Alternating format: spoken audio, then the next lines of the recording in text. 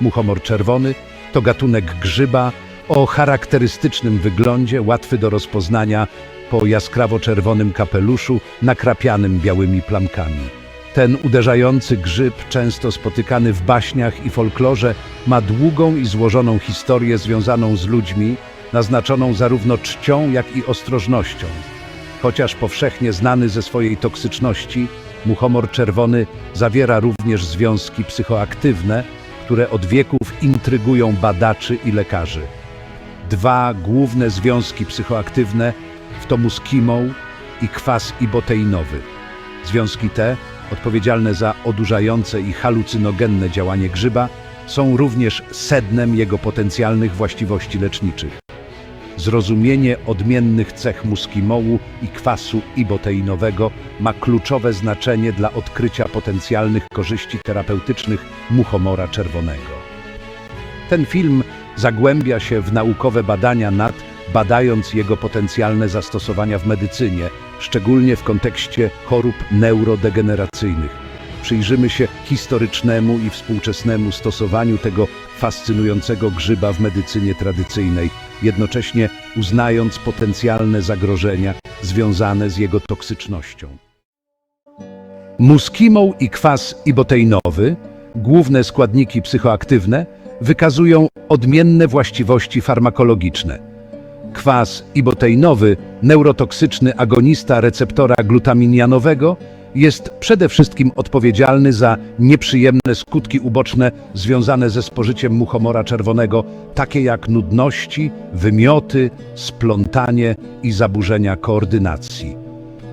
Muskimoł, silny związek GABA-ergiczny, jest uważany za odpowiedzialny za działanie psychotropowe grzyba, w tym uspokojenie, zmienione postrzeganie zmysłowe i stany przypominające sen.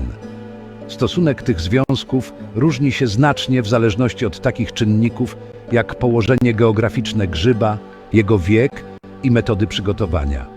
Tradycyjne metody przygotowywania muchomora czerwonego, takie jak suszenie lub obgotowywanie, mogą zmienić skład chemiczny, potencjalnie zmniejszając stężenie toksycznego kwasu iboteinowego i zwiększając względną ilość muskimołu.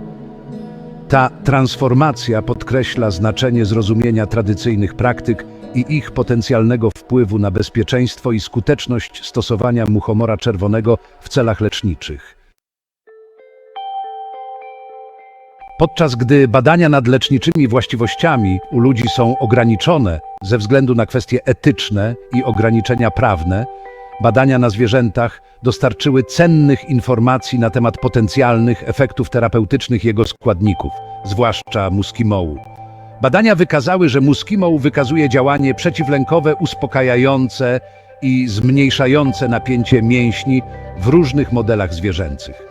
Na przykład badania przeprowadzone na gryzoniach wykazały, że muskimoł może zmniejszać zachowania lękowe w standardowych testach, takich jak labirynt w kształcie krzyża i test otwartego pola.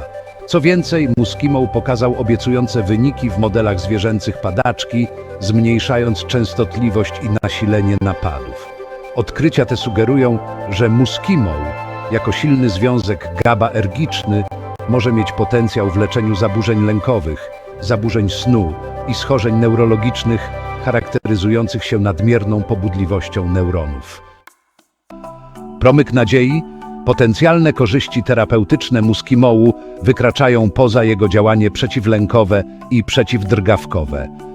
Nowe badania sugerują, że muskimoł może mieć właściwości neuroprotekcyjne, dając promyk nadziei na leczenie chorób neurodegeneracyjnych. Choroby neurodegeneracyjne, takie jak choroba Alzheimera i Parkinsona, charakteryzują się postępującą utratą neuronów w określonych obszarach mózgu, co prowadzi do wyniszczających zaburzeń funkcji poznawczych i ruchowych. Podczas gdy badania w tym obszarze są wciąż na wczesnym etapie, wstępne badania wykazały, że muskimoł może chronić neurony przed uszkodzeniami spowodowanymi stresem oksydacyjnym i ekscytotoksycznością, dwoma głównymi czynnikami przyczyniającymi się do śmierci neuronów w chorobach neurodegeneracyjnych. Co więcej, odkryto, że muskimoł stymuluje produkcję czynnika wzrostu nerwów, czyli NGF, białka niezbędnego do przetrwania i wzrostu neuronów. Odkrycia te sugerują, że muskimoł może mieć potencjał, aby spowolnić lub nawet zatrzymać postęp chorób neurodegeneracyjnych. Jednak dalsze badania, szczególnie na ludziach, są niezbędne, aby potwierdzić te wstępne ustalenia i zbadać potencjalne zastosowania terapeutyczne. Historyczne lekarstwo. Tradycyjne zastosowania muchomora czerwonego. Amanita muscaria zajmuje ważne miejsce w historii ludzkiej cywilizacji, szczególnie w kulturach syberyjskich i innych północno-euroazjatyckich, gdzie od wieków jest stosowana jako grzyb leczniczy i enteogenny. Szamani i tradycyjni uzdrowiciele wykorzystywali muchomora czerwonego ze względu na jego właściwości psychoaktywne do wywoływania odmiennych stanów świadomości, ułatwiając rytuały duchowe i praktyki dywinacyjne. Poza zastosowaniem ceremonialnym, muchomor czerwony był tradycyjnie stosowany w leczeniu szerokiej gamy dolegliwości, w tym bólu, stanów zapalnych, schorzeń skóry i problemów z oddychaniem. Na przykład suszone kapelusze muchomora czerwonego przykładano miejscowo na rany i owrzodzenia, podczas gdy napary przygotowywano w celu złagodzenia kaszlu i przeziębienia. Podczas gdy niektóre z tych tradycyjnych zastosowań mogą mieć efekt placebo lub brakować naukowego uzasadnienia, dostarczają one cennych informacji na temat potencjalnych właściwości leczniczych Amanita muscaria i mogą ukierunkować przyszłe badania naukowe. Szanujmy grzyba, toksyczność i przyszłe badania. Pomimo potencjalnych korzyści leczniczych, należy podkreślić, że Amanita muscaria jest grzybem trującym, który należy traktować z najwyższą ostrożnością. Spożycie muchomora czerwonego może prowadzić do nieprzewidywalnych i potencjalnie niebezpiecznych skutków ubocznych, w tym nudności, wymiotów, biegunki, splątania, pobudzenia, drgawek, a w ciężkich przypadkach śpiączki, a nawet śmierci. Nieprzewidywalny charakter toksyczności grzyba dodatkowo podkreśla potrzebę ostrożności i odpowiedzialnego stosowania. Dalsze badania, w szczególności badania kliniczne z udziałem ludzi, są niezbędne, aby w pełni zrozumieć potencjalne korzyści i zagrożenia związane ze stosowaniem Amanita muscaria w celach leczniczych.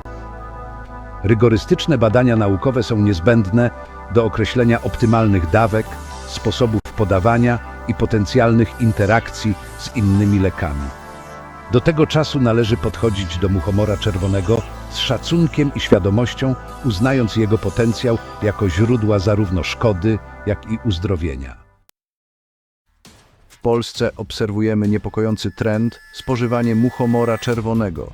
Ten charakterystyczny grzyb, natychmiast rozpoznawalny dzięki jaskrawo-czerwonemu kapeluszowi pokrytemu białymi plamkami, od dawna budzi strach ze względu na swoją toksyczność. Jednakże napędzani dezinformacją i ciekawością, ludzie coraz częściej eksperymentują z tym potencjalnie śmiertelnie trującym grzybem.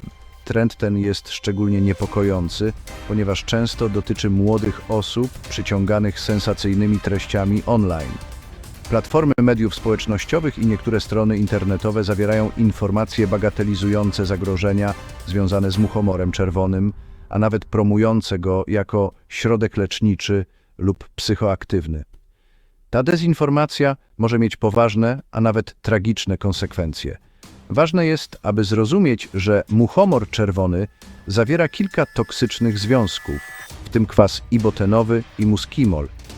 Toksyny te mogą powodować szereg nieprzyjemnych i niebezpiecznych objawów. Podczas gdy niektórzy zwolennicy twierdzą, że pewne metody przygotowania mogą neutralizować te toksyny, nie ma dowodów naukowych potwierdzających te twierdzenia. Urok zakazanego owocu może być silny, ale jeśli chodzi o muchomora czerwonego, ryzyko znacznie przewyższa wszelkie postrzegane korzyści. Należy traktować tego grzyba z najwyższą ostrożnością i polegać na wiarygodnych źródłach informacji. Lekarze i mykolodzy w Polsce są głęboko zaniepokojeni trendem spożywania muchomora czerwonego. Podkreślają oni, że ten grzyb nie jest źródłem rekreacyjnej zabawy ani korzyści leczniczych, a raczej poważnym zagrożeniem dla zdrowia. czołowy ekspert w dziedzinie zatruć grzybami, ostrzega, że muchomor czerwony zawiera silne toksyny, które bezpośrednio wpływają na centralny układ nerwowy. Wyjaśnia, że działanie tych toksyn jest nieprzewidywalne i może się znacznie różnić w zależności od osoby, ilości spożytego grzyba, a nawet od konkretnego owocnika. Objawy zatrucia muchomorem czerwonym są często opisywane jako nieprzyjemne i dezorientujące. Mogą obejmować nudności, wymioty, zawroty głowy, splątanie, halucynacje, drgawki, a nawet śpiączkę. W ciężkich przypadkach spożycie tego grzyba może prowadzić do trwałego uszkodzenia neurologicznego, a nawet śmierci. Pomimo plotek krążących w internecie, nie ma sprawdzonej metody bezpiecznego odtruwania muchomora czerwonego w domu. Tradycyjne metody przygotowania, często reklamowane jako sposoby na eliminację toksyn, są zawodne i potencjalnie niebezpieczne. Zagrożenia związane z muchomorem czerwonym nie są hipotetyczne. Szpitale w całej Polsce zgłaszają niepokojący wzrost liczby zatruć tym grzybem. Przypadki te stanowią wyraźne przypomnienie o potencjalnych konsekwencjach spożycia tego kuszącego, ale toksycznego grzyba. W jednym z ostatnich przypadków grupa nastolatków zainspirowana filmami, które zobaczyli w internecie, postanowiła poeksperymentować z muchomorem czerwonym. Spożyli grzyby, wierząc, że znaleźli sposób na zneutralizowanie toksyn. W ciągu kilku godzin wszyscy trafili do szpitala, cierpiąc na silne wymioty, halucynacje i drgawki. Inny przypadek dotyczył osoby, która przeczytała w internecie, że muchomor czerwony może wywołać doświadczenie duchowe. Po spożyciu grzyba doświadczył silnego niepokoju, paranoi i przerażających halucynacji. Potrzebował kilku dni opieki szpitalnej, aby dojść do siebie po fizycznych i psychicznych skutkach zatrucia. Przypadki te obrazują nieprzewidywalne i potencjalnie katastrofalne konsekwencje spożycia muchomora czerwonego. Podkreślają one znaczenie zwracania uwagi na ostrzeżenia lekarzy i traktowania tego grzyba z najwyższą ostrożnością. Mit bezpiecznego spożycia. W internecie roi się od dezinformacji na temat muchomora czerwonego, a niektóre strony internetowe i grupy w mediach społecznościowych promują niebezpieczne mity na temat jego bezpiecznego spożycia. Twierdzenia te, często prezentowane obok atrakcyjnych wizualnie, ale mylących treści, mogą skłaniać ludzi do ryzykownego zachowania. Jednym z uporczywie powtarzających się mitów jest to, że suszenie lub obgotowywanie muchomora czerwonego może wyeliminować jego toksyczność. Podczas gdy procesy te mogą zmniejszyć stężenie niektórych toksyn, nie można na nich polegać, aby uczynić grzyba bezpiecznym do spożycia. Pozostałe toksyny nadal mogą powodować poważne szkody, a skuteczność tych metod jest bardzo zróżnicowana i zależy od takich czynników jak wiek i sposób przygotowania grzyba. Innym mylącym twierdzeniem jest to, że muchomor czerwony był bezpiecznie stosowany w starożytnych rytuałach. Chociaż prawdą jest, że niektóre kultury w przeszłości używały tego grzyba w praktykach duchowych, praktyki te często angażowały doświadczonych szamanów i starannie kontrolowane dawki. Co więcej, historyczne opisy często wspominają o nieprzyjemnych skutkach ubocznych, a nie ma dowodów na to, aby starożytne metody były skuteczne w całkowitym eliminowaniu toksyczności grzyba. Kluczowe jest, aby podchodzić do informacji znalezionych w internecie, zwłaszcza dotyczących potencjalnie niebezpiecznych substancji, takich jak muchomor czerwony, z krytycznym nastawieniem. Poleganie na wiarygodnych źródłach informacji, takich jak lekarze i renomowane organizacje mykologiczne, ma zasadnicze znaczenie dla zapewnienia bezpieczeństwa. Podstawowe wskazówki dla grzybiarzy. Zbieranie dzikich grzybów to popularne hobby w Polsce, ale do tej aktywności należy podchodzić z głębokim szacunkiem dla natury i zaangażowaniem w bezpieczeństwo. Błędne rozpoznanie grzyba może mieć poważne konsekwencje, zwłaszcza w przypadku gatunków potencjalnie śmiertelnych, takich jak muchomor czerwony.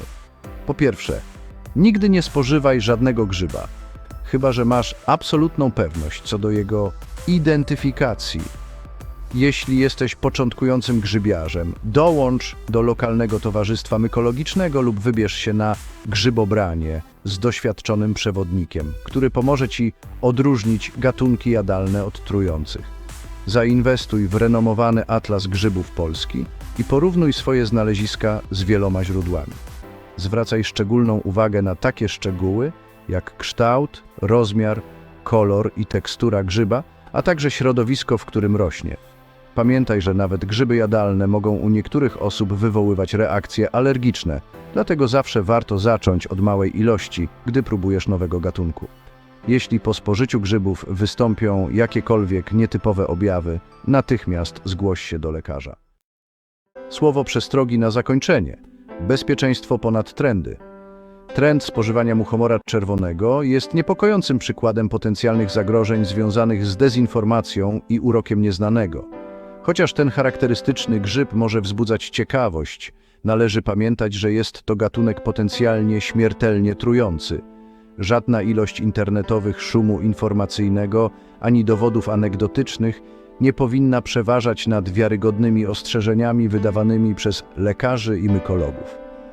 Eksperymentowanie z muchomorem czerwonym po prostu nie jest warte ryzykowania zdrowia lub życia.